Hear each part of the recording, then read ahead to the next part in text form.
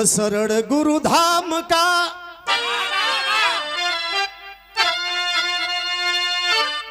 पहले करूं प्रणाम,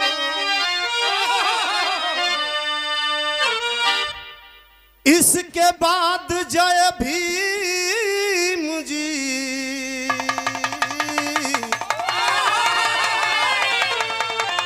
जय हो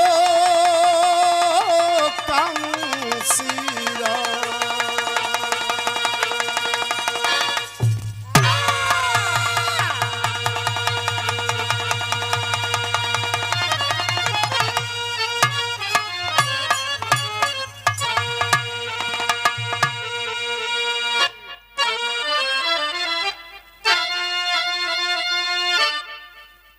हम सबके पहचान हैं सर्वजन के भगवान, नमो नमो बुद्धम शरणम संघम शरणम गच्छो।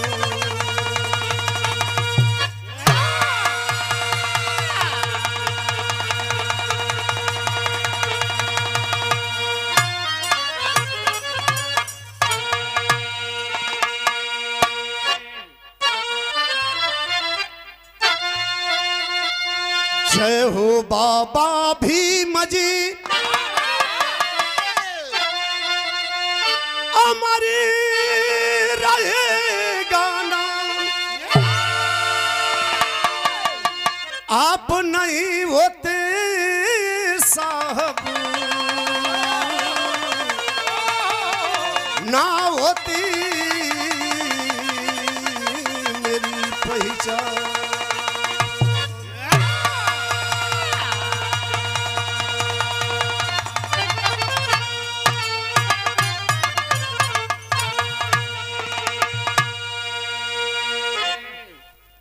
सबसे पहले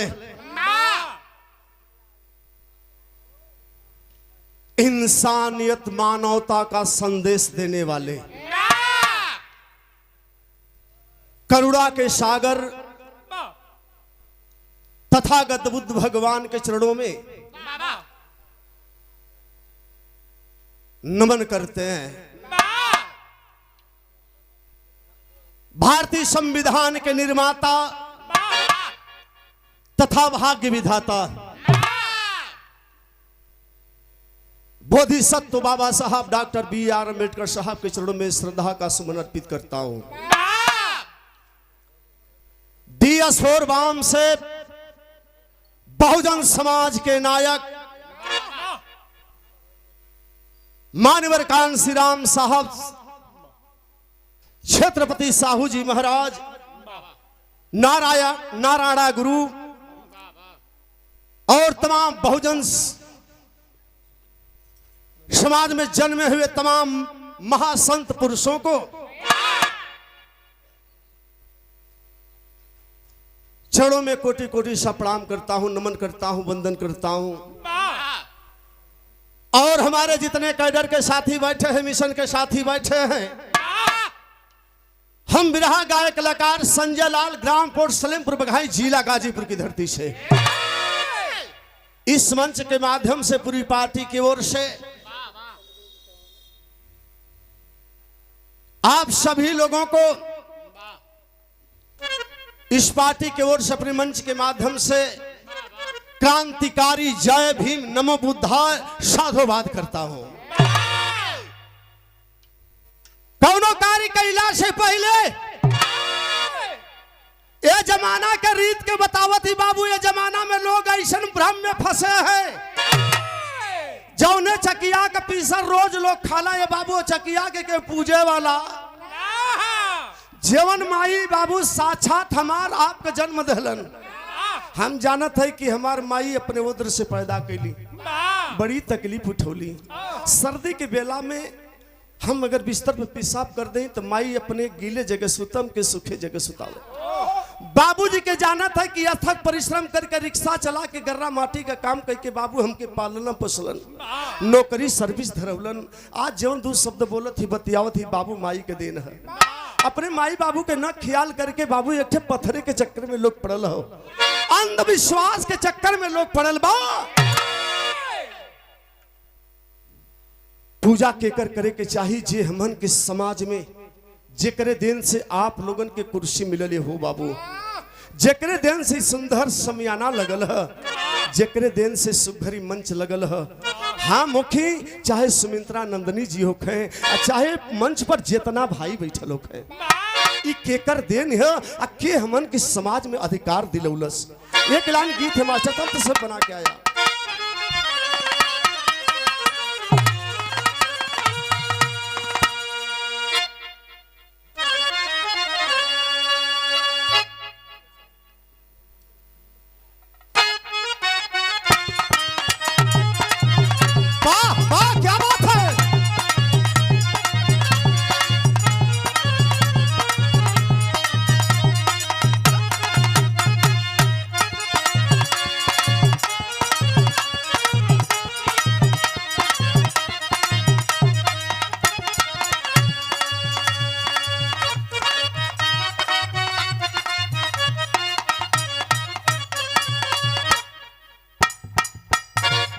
कौनो मन चला विचार का लड़का कौनो लड़की के देखले बिया, ओकर सकल सूरत गढ़न देख के वो लड़का से बर्दाश्त न होता। ओकर चाल व्यवहार रहन सहन गढ़न बड़ी खूबसूरत बा। उ लड़कवा वो लड़किया से संकेत करत रहल, का करत रहल?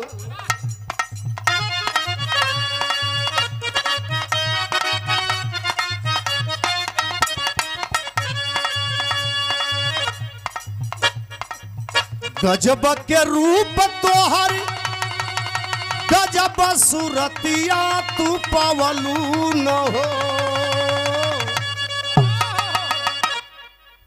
गजब के रूप तोहर गजब सूरतिया तू पवलू न हो।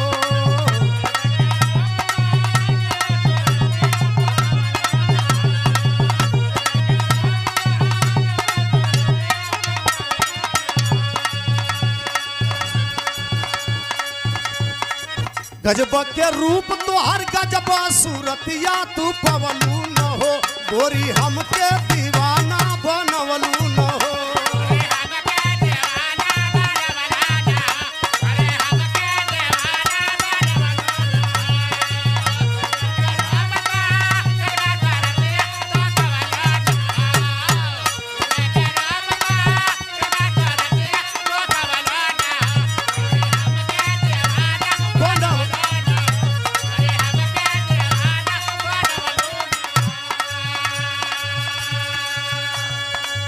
आज ऐसे संत की पूजा है, धन्य है संत शिरोमणि भक्त रैदास जी।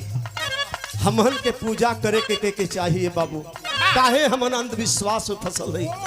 आए भारतवासी मूल निवासी 85 के भाइयों,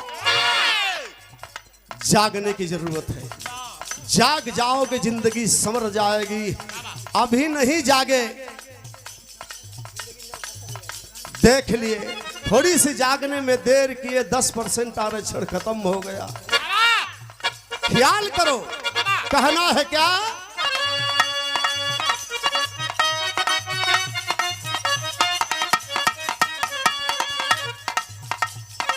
संतों में संत तू सचहु शिरोमणि तू भैला न हो, संतों में संता तू सचहु शिरोमणि तू भैला न हो।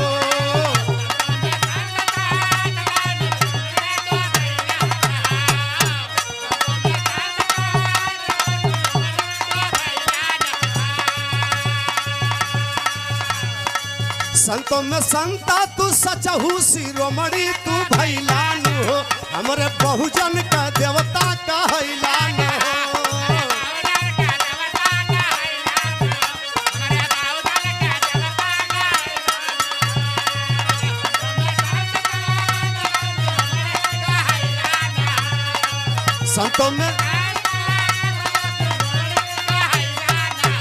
हमारे बहुजन का देवता।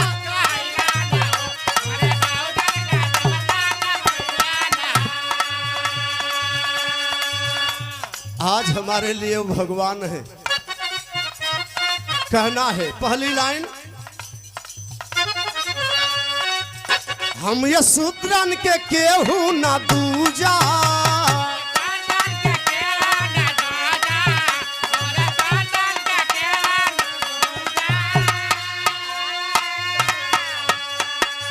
ए शूद्र समाज के खातिर ए हमारे पूर्वज के लोगों ने क्या नहीं किया। भारतवासी मूल निवासी 85 के भाइयों, हम ये शूद्रन के केहू ना दूजा,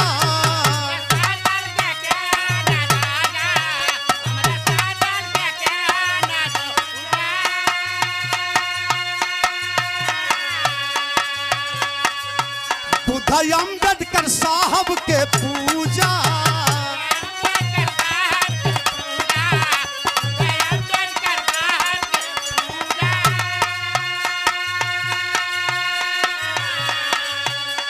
अगर पूजना है तो बुद्ध भगवान को पूजिए, संत शिरोमणि भक्त रविदास को पूजिए, बाबा साहब को पूजिए। लेकिन यही त्रेता युग में शंभुक ऋषि हमारे ही परिवार के थे। लेकिन यही परिवार के लोगों ने जिसकी हम पूजा करते हैं भैया, हम ये शूद्रन के केहू ना दूजा,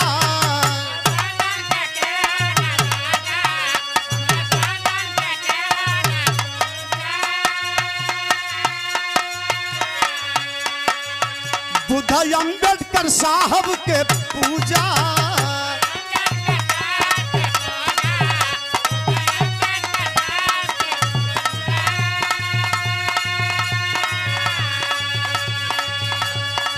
नटई कटावा रामा जोगवा में शंभू के भूलैलानु हो,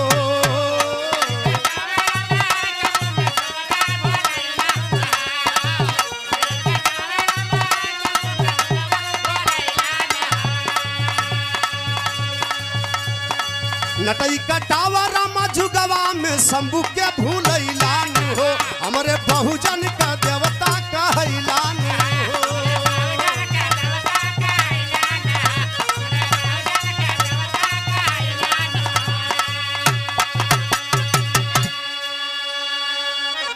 शंभुक ऋषि हमारे ही परिवार के थे। लेकिन उनकी भक्ति, उनकी तपस्या, उनके रहन सहन को नहीं देखा गया। यही मर्यादा पुरुषोत्तम राम जेके बतावल गई, रघुपुर रीत सदा चली आई, प्राण जाय पर वचन लगाई। 500 बरिस बाद जेके अयोध्या में बैठावल गल है, पत्थरे में जान देहल गल। जे भगवान है उनके घर बनाव खातिर जब हमहन का चंदा जा सकत, उनका घर छवा सकत है, वो भगवान के तनी मेहनत करके हमन का घर बनवा सकत हो।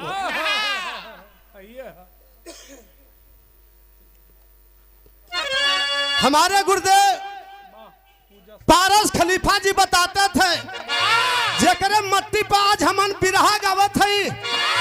आप लोगन का कृपा बनल, पारस खलीफा की कृपा बनल, आप पंचन का कृपा बनल। दूसरी बार एक पड़री की नगरी में इस संजय बेटा के बोला कि बिरहा गवावा का मौका देला, जेके बतावल गया। दूसरा प्रमाण है का हीरा,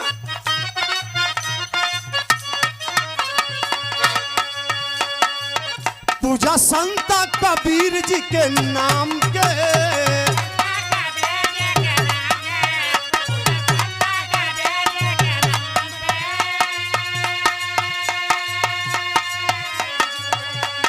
रामा स्वामी तुका जी के नाम के,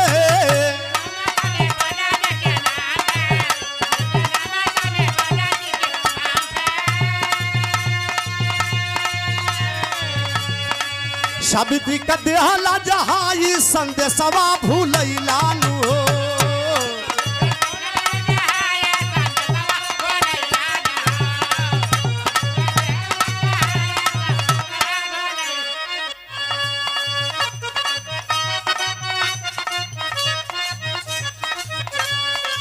सावित्री फूले जी का देहल संदेशवा भूलैलानु हो।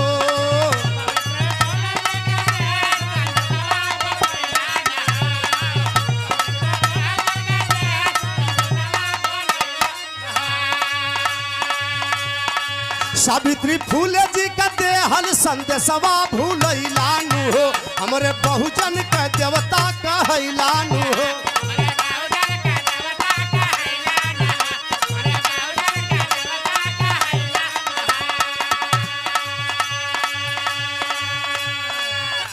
प्रथम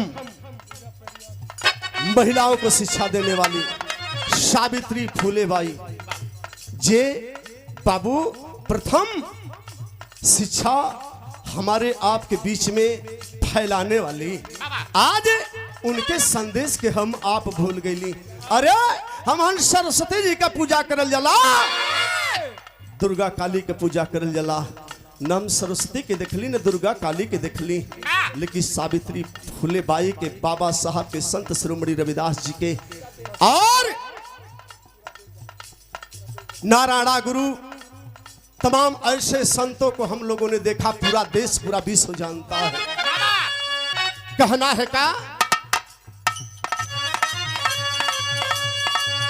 पूजा पेरियार फूल जी के नाम के,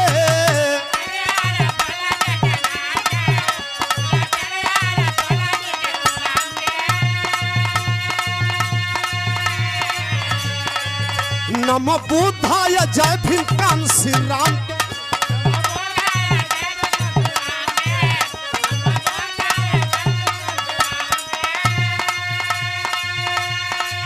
पूजना है तो पेरियार साहब को पूजिए, अगर पूजना है तो मानवर कान श्री राम साहब को पूजिए, जो हम लोगों ने आंखों से देखा है, जिनके रास्ते पे आज हम लोग चल रहे हैं, जिनके चलते हमें समाज में अधिकार मिला है।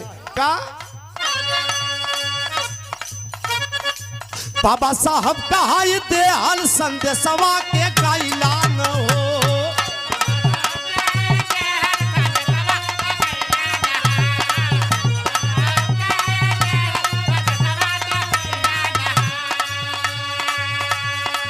बाबा साहब के है देहल संदेशवा के गाइलान हो। हमरे बहुजन के देवता कहैलान हो।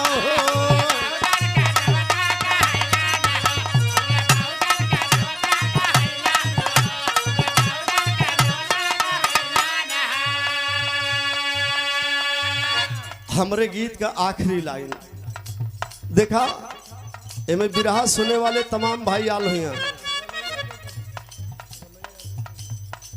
जौना के बतावल गई कि कुछ लोग भाईन के ई कुल बात तो बड़ी अच्छी लगत होई, आ कुछ ऐसन भाई हुई जेके ई बतिया मन का काटा धावत हुई। सच्चाई है, लेकिन एक दिन सबको मानना पड़ेगा। आए भारतवासी मूल निवासी 85 के भाइयों, आज यह संजय चाहे सुमित्रा नंदनी जी मंच से कुछ भी कह दे, आज हमारी बात इनकी बात आप नहीं मानेंगे, लेकिन आने वाले समय में एक दिन आप लोगों को मानना पड़ेगा। कहना है का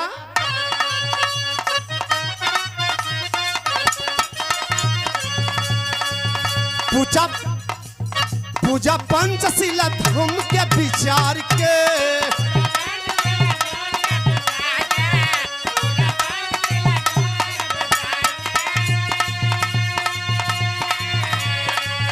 पूजा बौद्ध धर्म धाम के विचार के,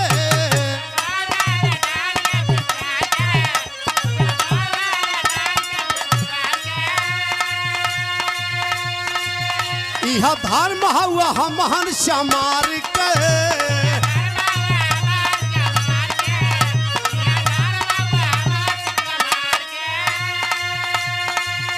ए दीपक भैया, ये हरदास भैया, ये पड़री के भैया, बाबू, दादा, चाचा, माई, बहनी लोग, इस संजय अपने मंच के माध्यम से एक बात आप लोगन के बतावत है का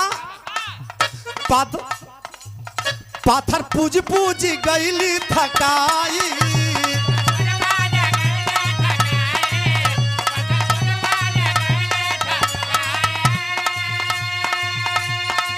आज से नहीं सदियों से हम लोगों ने इस पत्थर की पूजा किया है।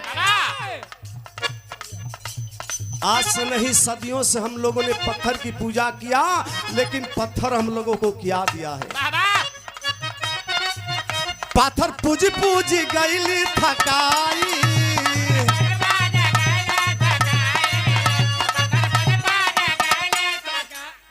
धन्य है आप प्रधान जी। अगर आप प्रधान बने हैं तो किसी दूसरे की देन नहीं है, यह बाबा साहब की देन है। एक दलित का बेटा जज बनता है तो वह किसकी देन है? वह बाबा साहब की देन है। अगर एक 85 का बेटा जज न कलेक्टर बनता है तो वह किसकी देन है? वह बाबा साहब की देन है।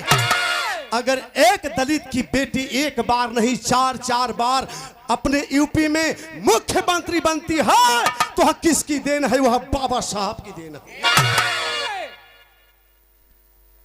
501 रुपए का आशीर्वाद आप प्रधान जी की ओर से। चरणों में कोटि कोटि से प्रणाम करता हूं। एक स्वर में जय भीम नमो बुद्धाय करता हूं। कहना है का कि पाथर पूजी पूजी गईली थकाई।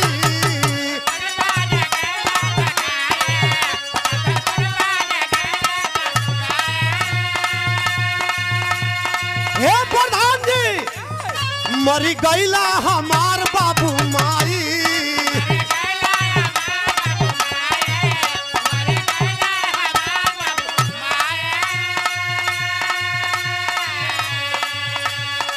संजय कबीर राम बदन अंध विश्वासवा मिटई बानो।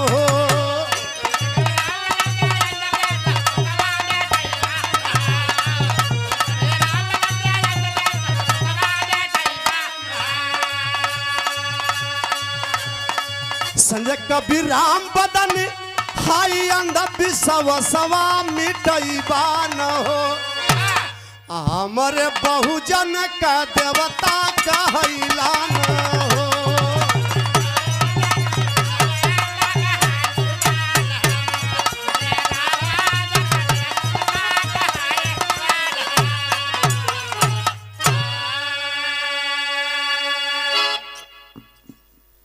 ये हमारे परिवार का भजन है, ये हम लोग का भजन है।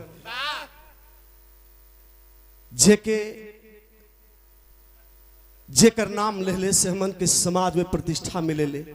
समाज में दो शब्द बोल ले जला बतिया ले जला बाबू।